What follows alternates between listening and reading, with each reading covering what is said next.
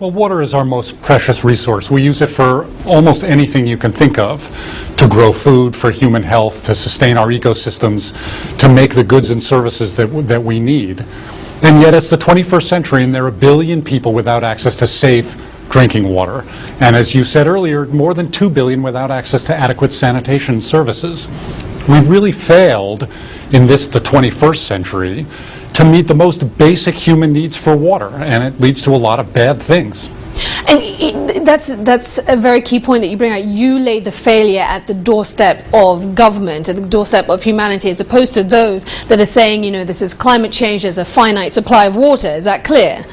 Well, first of all, there certainly is a finite supply of water, and unfortunately climate change is going to significantly affect our water resources.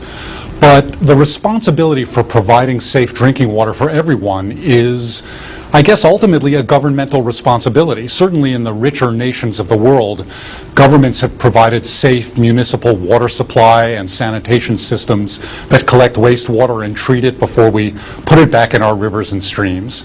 And the failure to meet basic human needs for everyone is to some degree a governmental failure. So when we look at that 1 billion people without, more than 1 billion people without access to clean drinking water, how does that break down geographically? Where are those people? Where is the mass of those people, as it were?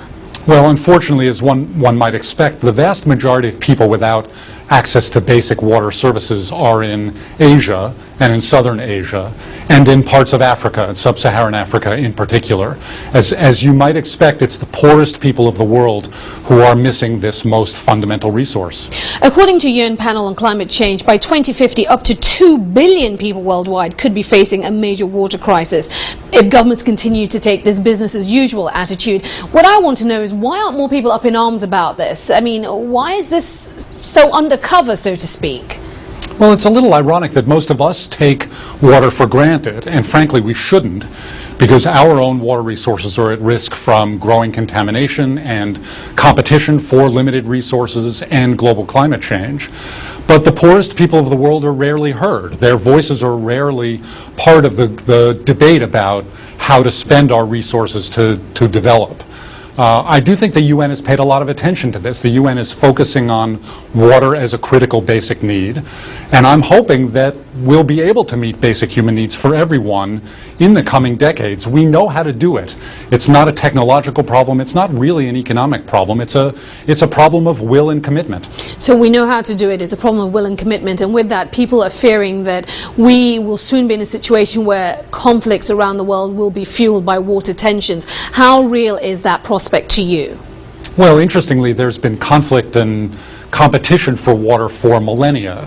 Throughout history, we see conflicts over shared water resources. And in the modern world today, there are more than 260 rivers that cross an international border. Almost all of the major rivers of the world are shared by more than one nation. For example, the Nile we think of as an Egyptian river, but there are 10 nations that share the Nile. Here in the United States, the Colorado River is shared by the U.S. and Mexico. And as competition for water grows, as population grows, as climate change affects flows in different rivers, I think we're likely to see increasing competition for that water, and potentially, if we don't address it at the political and diplomatic level, increasing violence. It was said that the last century was the century of water engineering, and the next century will be the century of water efficiency. Do you agree? I do agree. In the last century, in the 20th century, we spent a lot of money building infrastructure, certainly in the richer nations of the world, dams, aqueducts to move water from one place to another, centralized treatment systems, and that brought enormous benefits to us. But in the coming century, we will still need to build some infrastructure, especially in places that don't have it. But we need to rethink the way we use water. We use water for a lot of different things, and frankly, we waste much of it.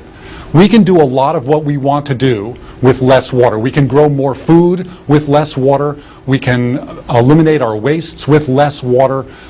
If we think about water efficiency, I think there's a good chance that we can do what we want and provide water for people who don't have it.